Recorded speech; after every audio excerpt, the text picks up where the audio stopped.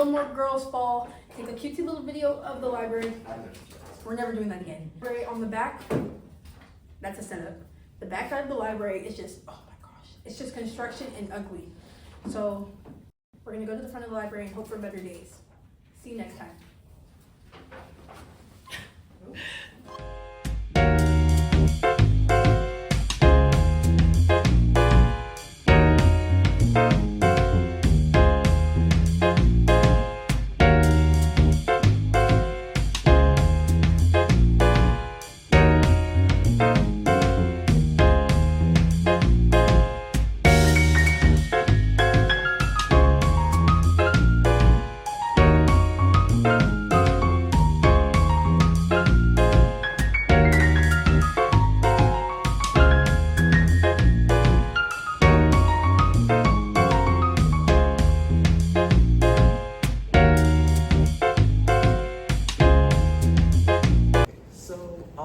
Do you guys remember how in middle school we were all virtual for a while, and that tended to be very, how do we say, not the most exciting time for most people? That's kind of the base of our project. Imagine how those students are feeling now going into regular school with those only virtual skills, lacking the social skills that they need for school. So I'm Darcy. I focus on the research aspects of the project. I'm Leah, and I'm doing the design management. I'm Layla. I'm in charge of the written documentation of our project. And then I'm Didi, and I'm working on the film documentation of our project. So the problem is basically that elementary and middle school students have reported low levels of engagement that have been steadily decreasing over the years, with only 52.6% of students feeling engaged in 2019, down to 45.7% in 2021, with those levels steadily decreasing. In turn, this also decreases proficiency in especially math and reading, with only 54.6% of elementary and middle school students being on grade level for the math EOC, and in that same year, only 47.5% of those students passed the reading EOG. So for our solution, we're going to make the curriculum for elementary and middle school students to have more hands-on learning. So some of our solutions right now are experimental-based learning, game-based learning, problem and solution, and then tactile learning. The one that will probably be most effective was the tactile learning, and then the game-based learning, just because it's more hands-on for students.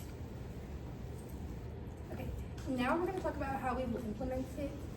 First, we would go to Charlotte East Language Academy. I have already reached out to the principal and vice principal of this school and gotten confirmation and mentorship confirmed, that we will be able to go into this school and pilot in, at our projected time. And what we'll do is we'll take one of our mixed lessons, because we are not just getting rid of screens. We are combining tactile learning with digital learning.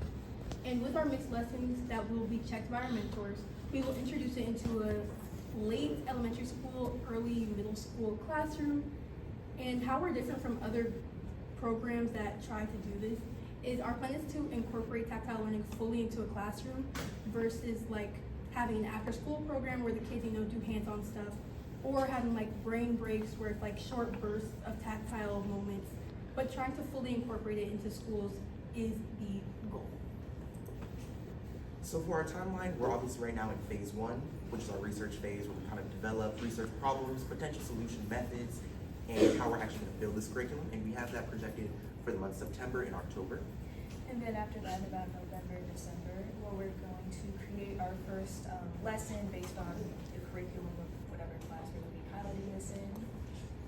So using our curriculum, we're going to go to the classes and then test how it works during early January into mid-April, and we're going to make edits as needed.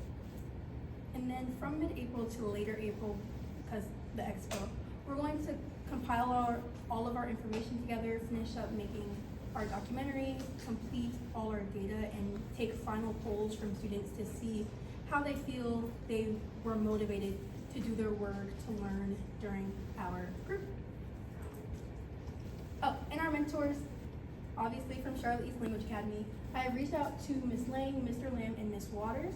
Ms. Waters is the first person I reached out to. She is the ELA teacher. And then the principal and assistant principal from Charlotte East Language Academy. All right, that's 4 minutes. How are we feeling after it? This is 1.x speed, not like time terms. Yeah. Oh, okay. It went fabulous. It was so jolly. We got so many compliments. Everyone said we did absolutely spectacularly. There you Yes. go. Sorry, Okay. I'm second. So, further question, I can say that everyone is feeling good. Yeah. However, that's untrue. No, I feel like we did pretty good. I feel like we conveyed all of our information. We had everything we required on the Wait, guys, I slides. know it's day 3. How do we get to meeting minutes? Meeting minutes, it's in our folder, the Excel folder. Thank you. But I think we did pretty good. Don't be And, like that. Like your computer isn't connected to TV. and like we articulated ourselves well. We kind of did that. We did through the Didi did indeed say the most. I feel like I was just talking, guys. I feel. If you were just talking, you talked about a whole lot of things really well. Exactly. Where are you? Okay. Everyone feels as though we did well during our presentation.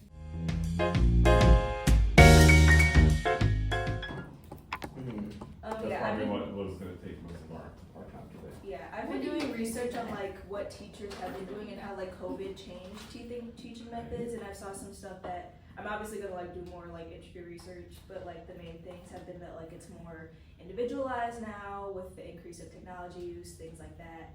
And so I think in our problem statement, we're gonna implement that somewhere and be like since COVID. Okay. And the only thing that I saw that was like out, just something that I didn't really like have it like, I don't know how to phrase it, but you said how there's already teachers implementing the methods, and I didn't think it wasn't on the front of my mind at first where we incorporated it into our idea, but that is the case. It's just that still these rates of engagement have been decreasing. So did you see the questions about what engagement means for students versus what it means to teachers? I did notice that, yeah. Okay. We haven't researched that yet. So that's but- really important because Okay. when you say engagement, I think what you're thinking about is not the same thing as what I'm thinking about. Yeah, probably. And I think most teachers probably think of it differently, right? Mhm. So I think that word gets thrown around a lot without having a firm definition, and you really do need to work from a firm definition. And even if there is a difference in what that means, you should explore that in your narrative, Okay. because that will also, like, that being mismatched, if maybe that's where you're focusing on, well, we're not talking about this engagement, we're talking about this engagement. Okay. So we need to specify. Because we already, so like, the teacher definition of engagement has already been reached. For instance, like, Yeah, I guess. right now, I would say we're highly engaged with you, Mhm. right? Oh, you mean You're having teacher a engagement convers- with the student. Well, you're highly engaged with me. You're Yeah. engaged right now. You're asking me questions. You're completing your work. You're talking about the assignments. that You're doing, on and things task, like that. right? Like those are the things that teachers think about. They're not thinking about engagement from, I think, the lens you're thinking about of like, is it fun? Does it make me want to? Am I entertained? Yeah, exactly. Like, yeah. And Do you so, want to come back again and do this tomorrow? so that's the thing. That's where you need firm definitions to help us understand what your version of engagement looks like. That's pretty much my feedback for P1 is really just talk to people. Mhm. But also talk to the adults, get their perspective, because ultimately that's going to be who you're going to give this to. Mhm. Your audience might be students, but your clients are teachers, because they're the ones who are going to be delivering this to students. So do talk to teachers. So it has to too. be good for students and then appeal to teachers. Mhm. Okay. I think I would even say like I would kind of flip that. Good phrasing. for teachers, appeal to students. Yeah, Okay. because your focus is engagement for students. Mm. But works for it because like and I think I may have put it in your notes, but like something could be engaging but pointless. Yeah. Yeah.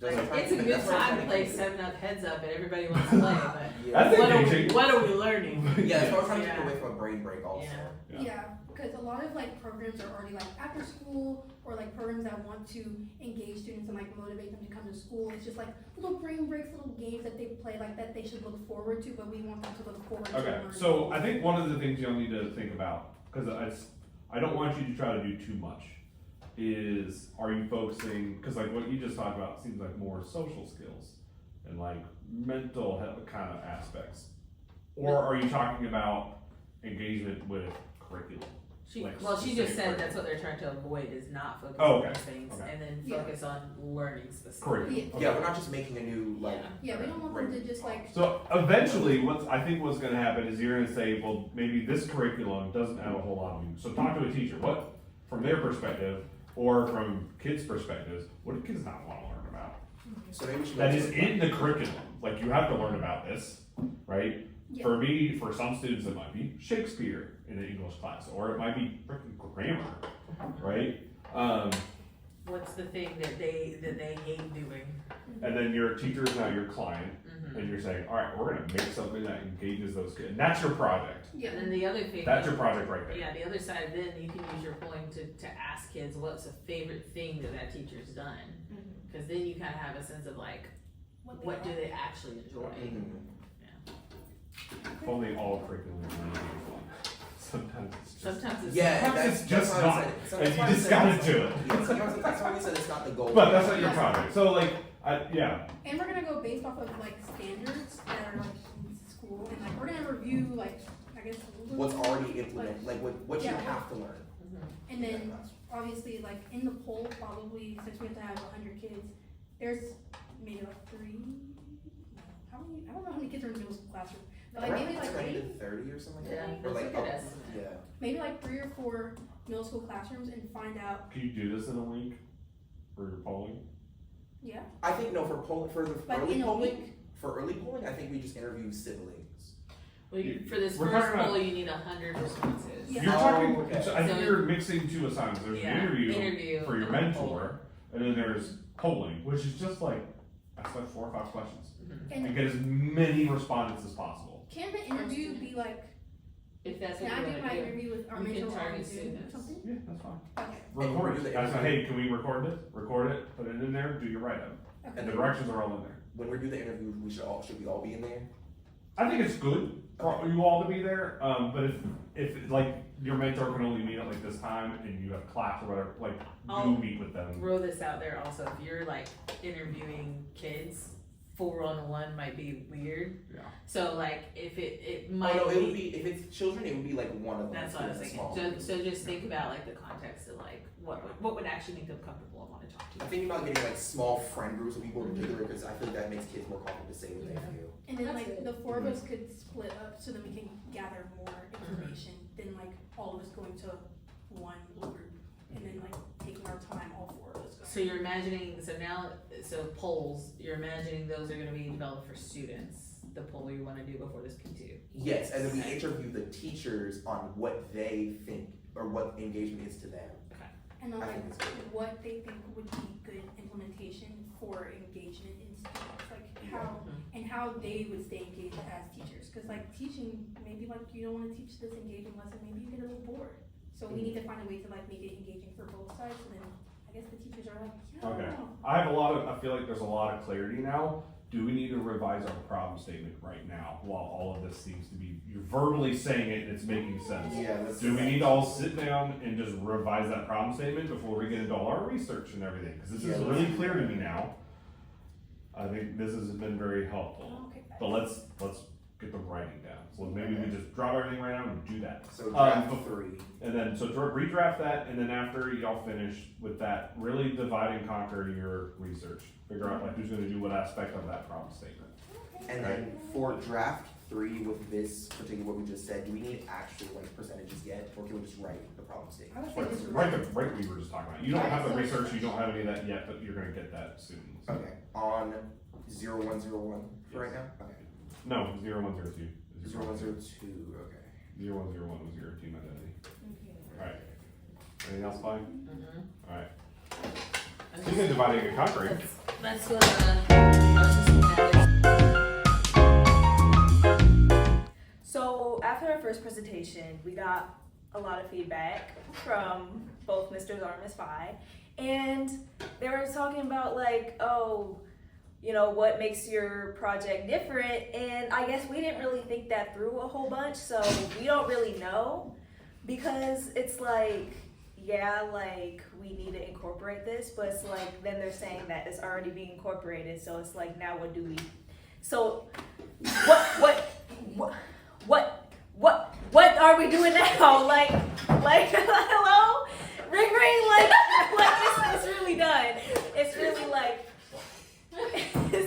like, I don't know what the people want from us anymore, but it's getting to a point. She said ring ring. They're weird. Go. What does make us different, actually? Nothing. Yet. But we're gonna get there. Also, what do you mean pronounce engage-ication, right? Yeah. Engage, it says it right there. Do we need to add a little hyphen? I added a little hyphen at first and was like, no hyphens, no dashes. So what do you want us to do? What do you want to Finance, it's English class. I don't actually know what else to say. This is a lame confession. I'll come back for part 2 later, maybe. Wait, what am I supposed to say? I just say how you feel. Confess. Oh, okay. So, I feel very happy, very excited. Am I the only one? I guess How I'm do the you only feel one. about like your feedback that we received, and just like about the project P1, all these different things? I feel like we could definitely incorporate some of the feedback and then see how that goes. But I feel like P1 was a little difficult, but we got through it, so hopefully P2 isn't as bad. Period. Thank you.